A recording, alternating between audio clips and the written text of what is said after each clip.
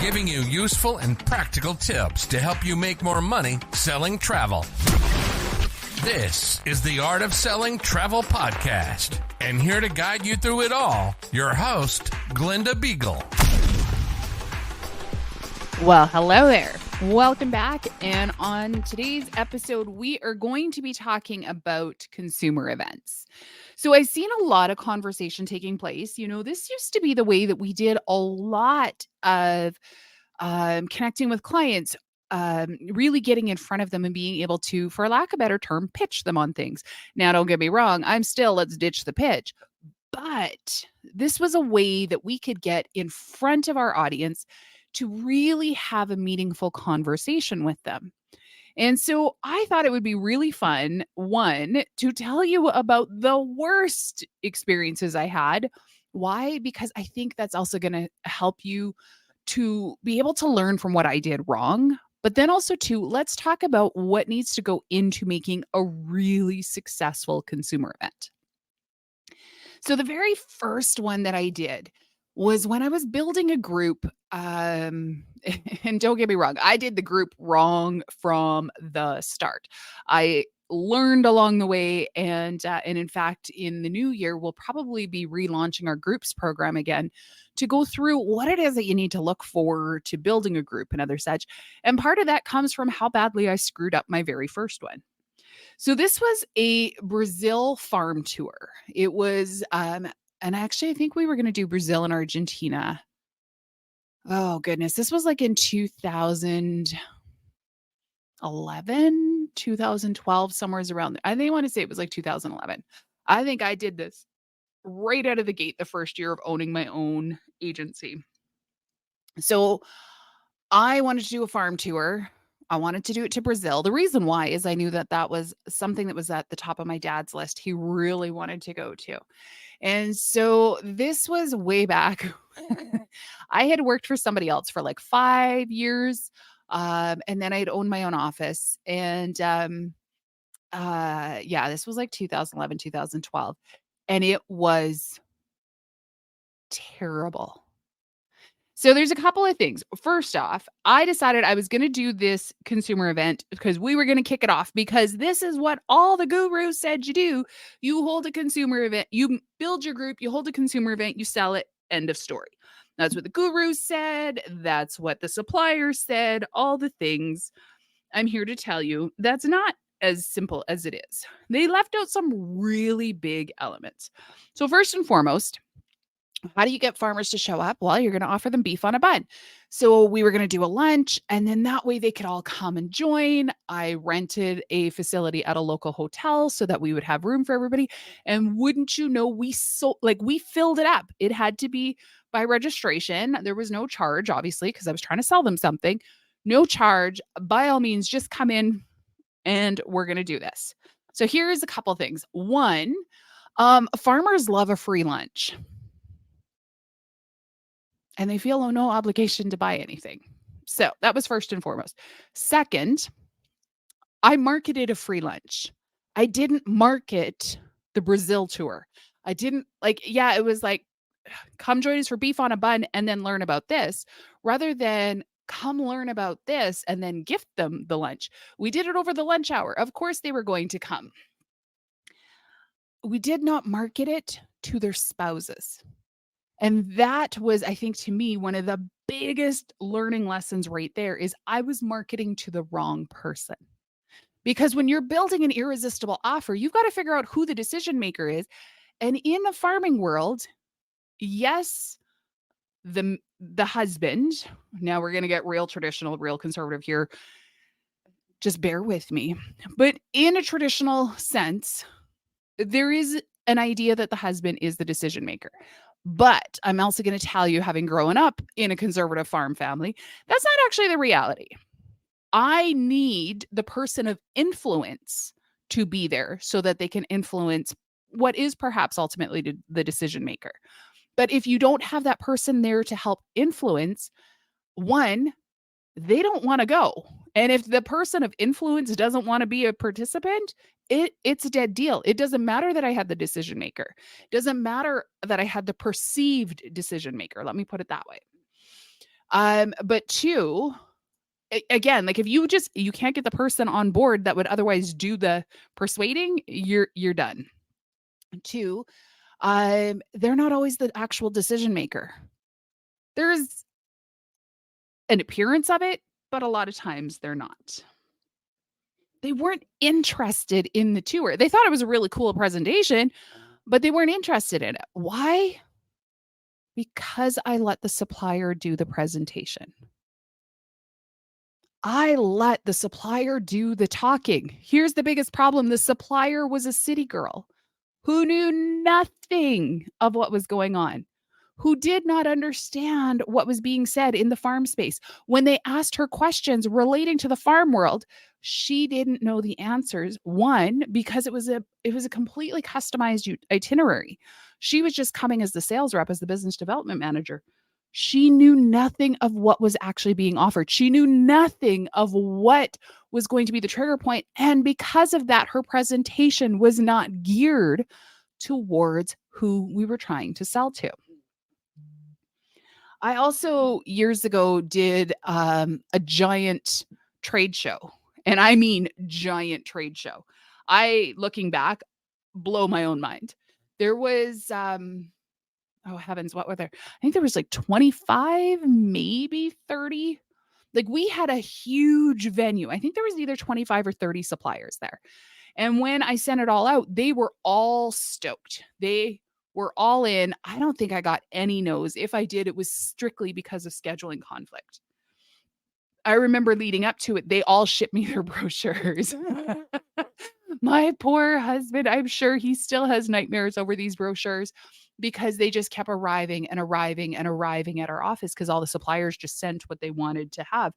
And then we took them over to the venue, and it took us 3 truckloads to get them over there. It was insane. We were fortunate in that as we were packing up the one set, the courier showed up with a giant load, and he saw that we were packing these up, and he goes, "Are you just going to unload these again?" And we said, "Well, yeah, we're going over to this venue." He goes, "You know what? I'm going to save us all a lot of time, and I'm just going to haul this over there for you." Like, love living in a small town for that. So we were lucky with that. We had a lot of traffic because the regular trade show was taking place. So what happened is we have a trade show in our town, or pre-COVID we did every year. We had a really big trade show in town, and a lot of times they would bring in a special act, or they would bring in special entertainers or things like that. And I said to them, I said, "Why don't you let me be the entertainment?" And so I actually took over half of this massive complex. So we had a really big room that all those suppliers were in. And then we also had 2 breakout rooms that the suppliers could do presentations all throughout the day. And we had those posted. People loved it. I even, like we had a great big backdrop. We had a photo booth so people could get their pictures done. You know, the idea was that there was going to be a contest. They could tag us, this, that, the other. Then the people who won some of the prizes refused to let us post their name. Oh my heavens, that became a whole nother thing. I learned a lot. But we had hula dancers there that walked around. We had we had the hula dancers. I think I had a different type of costume or something as well, but that's not coming to my mind. Again, this was quite a few years ago. But we had so many people there because part of them were coming for the other trade show. Part of them were coming just for us. What worked really well is that we were able to get a lot of traffic through the door. I only had to do part of the marketing, but I still had to do a lot of marketing to make sure my own people got there, that we were able to do a lot. The things that didn't work well was because of the scale that it was, I didn't have enough manpower. So we didn't actually have our own desk to be able to start booking consultations right then and there. It was kind of hodgepodge in terms of how we did it. So while we did get a number of things on the books to get them scheduled in for the following week, it wasn't the type of experience that I wanted them to have. We were trying to sell to everybody, so the entire thing was somewhat confusing. That was, I would say that was probably the biggest thing. Is it was a little bit, we had river cruises next to beach vacations, next to African safaris next to, like, it was all sorts of confusion. Now, if you were a traveler, there was so much there, but if you were coming to look for something specific, it was going to be a lot harder for you to find that. There was, oh, this one. Yeah, I wrote this one down. The other agencies in town, bless their heart, showed up. And some of them were there for hours, and I was too busy to go and keep chasing them away. And so after I've laid out thousands of dollars, they were there and scooping up my clients. That actually, in that moment, I will never forget the look on my husband's face when he realized who they were and the fact of how long they had been there and how many people he had seen them talking to. It was really disheartening, actually, to watch that, knowing what I had invested, knowing what I had on the line for all of that. Actually, even the suppliers had a lot to say about that afterwards. And I'm just gonna say, y when you have an opportunity to go in and do something like that, like what those other agents did, ma just know the suppliers know, and that does reflect later on. So if I were to do it again, I would definitely have needed somebody to be at the door to be like, "You know what? You really don't need to be here. This is not your party. You need to go." We also didn't have the best weather. We started off with a reasonably decent day, but then as the day progressed, the weather got worse and worse to the point we actually shut it down a little bit early because there was a pretty good blizzard coming in. It was on a Saturday, and on the Sunday, I had to be up in the city, and that's actually where a lot of the suppliers had to be because we had a great big, huge regional franchise training. Because at that point, I owned a franchise office for a major brand here in Canada. And so a lot of them were up there. And so I got to have really good conversations with them the next day.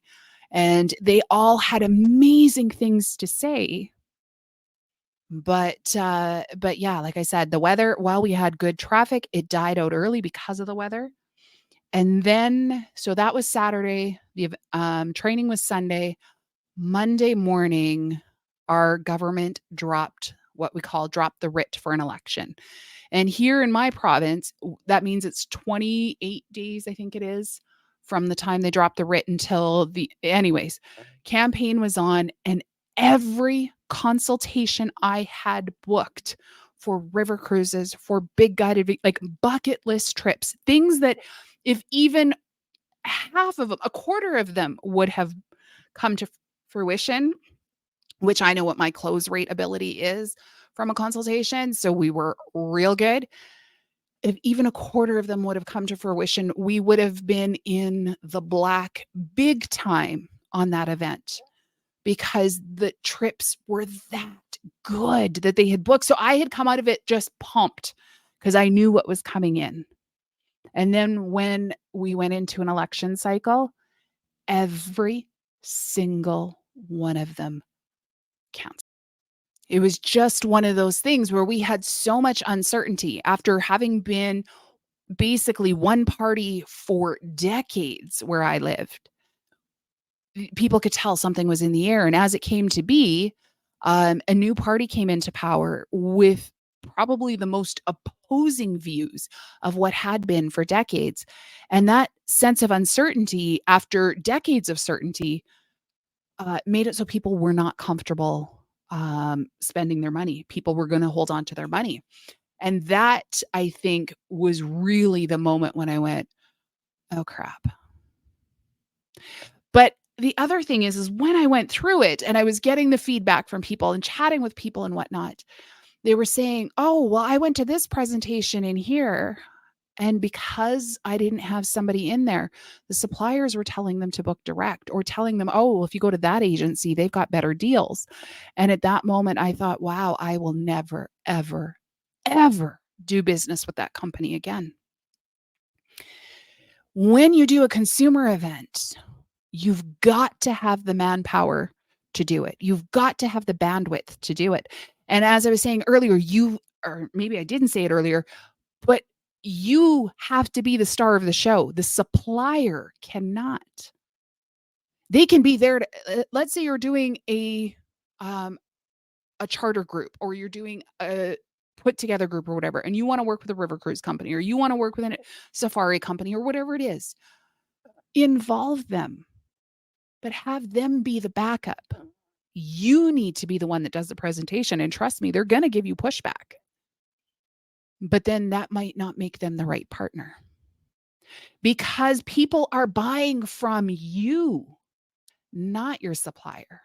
People are buying from you and your agency. You need to be at the front of that. You are the guide. You're the one that's going to guide your clients through what it is that they're going to get, what it is that they're going to experience. When something goes sideways, you're the one they want to have the trust in. And it's not even so much of who they want to have trust in, it's who they need to have trust in. They need to have that relationship with you. That's a big reason why a lot of people don't buy, is they don't have that relationship with you. So we need to make sure that that is a major part of whatever process you're doing, that is a big piece of the puzzle when you're doing a consumer event. So these are my top 3 tips. You've got to be the star, not the supplier. I kind of already just went over that one. Know who you want to have attend and speak directly to them. That great big trade show one, I didn't know who I was talking to, because there was no specified offer, if you will. With that, you want to have something. This is where your supplier can participate. Let's say you are selling a river cruise as part of your consumer event. Have them create some form of incentive. It does not always have to be price driven, but it has to be something that's going to encourage action. In some cases, it could be price, but have that come out of the supplier's pocket, not yours. Maybe it's some sort of added value. Maybe you're going to be able to offer them a complimentary upgrade, whether that's upgrading a beverage package, upgrading a Wi-Fi package, upgrading to include gratuities, upgrading to include a better category, whatever it is, no matter the supplier. Ask, what kind of upgrade could we make available for a limited time only? Know the outcome of what that consumer event is supposed to get you. When I did the trade show, it was all about getting people to know that we existed. Great. They know I existed. Now what? You have to have a dedicated goal, and just being known isn't enough. What do you want to sell? Start with the end in mind and work it backwards. Do you want to sell space on that group that you're holding? Do you want to fill out a cruise? Do you want to fill out a charter? Do you want to fill out whatever it is? What is the end goal? And now let's work it backwards. What are all the reasons people won't show up for that? What are all the reasons why people don't want to pay attention? How can you overcome those? Well, maybe they don't want to show up because they have no interest in taking a river cruise. Maybe they have no interest in going on an African safari. Maybe they have no interest in going to Mexico. Whatever it is. If you think this would be a good vacation for them, how can you reverse engineer that obstacle? You know, and I am picking on river cruise today, and that is not with any particular purpose or anything. But one that I hear is, oh, no, I wouldn't be interested in that because that's only for old people. Well, then what if, when you were putting out your consumer event, come see why river cruising is not just for old people. Come see why river cruising is bringing in a new generation. You know, how can you use all the reasons they won't show up to be the reasons they need to show up? Now, don't get me wrong. If you are going to do a webinar, I'm going to tell you right now, they're not going to show up for a webinar. Heck, if I told you I'm going to give you sales training on a webinar, you're not going to show up. Nobody wants to watch webinars anymore, and they definitely don't want to have to worry about watching them live. I remember years ago, I would say like early 2010-ish, like late first year, or late first decade, early second decade of the 2000s, webinars were just kind of getting going. So like they were like this whole new technology. So it was like, wow, we can do this as opposed to having to drive into the big cities. And oh my goodness, this is so neat. And so I remember we would all huddle around one computer. It was really fascinating. But I tell you, um, the idea of showing up live for one right now, not top of my scale. So how can you shift that? There was a while there when I had my own agency, when I started doing evening conversations with suppliers where they would come on at like say 7 o'clock at night, and we would record and do this live show that people could come and join and things like that. We made it interesting. And there was an entire premise to how it got done, but we did it more interview style rather than just a supplier sit up there and talk. And we used some of the software to do it. So if you want to do virtual, there's still an opportunity to do that. But if you're going to market, come join my webinar, they're not going to. Nobody wants to join a webinar just to be sold to. I don't want to be. You don't want to be. And really and truly, unless they have an interest in it to buy it, it's not like they're going to learn something. If I was to do a webinar, it probably won't be called a webinar, but if I was to do one, it would be 5 tips towards this, 5 reasons for this, 5 myths, or whatever it is. It's going to give you some sort of education that's going to help your business. Am I going to sell you something on the back end? Quite likely. Heads up, you ever register for a webinar, not called a webinar, through me, I'm probably going to sell you something on the back end. That's just the way the business works. But you are going to get something first. So what are you going to give your clients? What do your clients need to get in order to make that time worth their while? Strictly doing it as a webinar is not going to be enough. Calling it a consumer event is not enough. The people don't want to go to things where they instantly know they're being sold to. But what if you could switch that around and create some sort of experience, some sort of night, some sort of event that's going to give them insider information, insider tips, things that are going to like improve the way they travel, improve the way they look at travel? What if then you could do something? There was a guided vacation company that used to come through, and they did their big, not an expo, but like a big evening. And I had actually worked with them really closely, and I was able to get them to come to our town. And it was a lot of fun. Now they did open it up so all the agencies could participate, and that was great. But they started it off by they would bring in one of their tour directors, and that they would tell us stories of what it's like to go there. And they would focus on one country. You know, one year was Italy, one year was Spain. Like, and they would tell stories. So people got to come and learn the stories. Now that evening was put on completely by that supplier, and they just invited the agencies to participate. That's why they did all the talking. But they did it through storytelling. So if you wanted to know more about this destination, come and join us. And then on the back end, they sold the guided vacation program.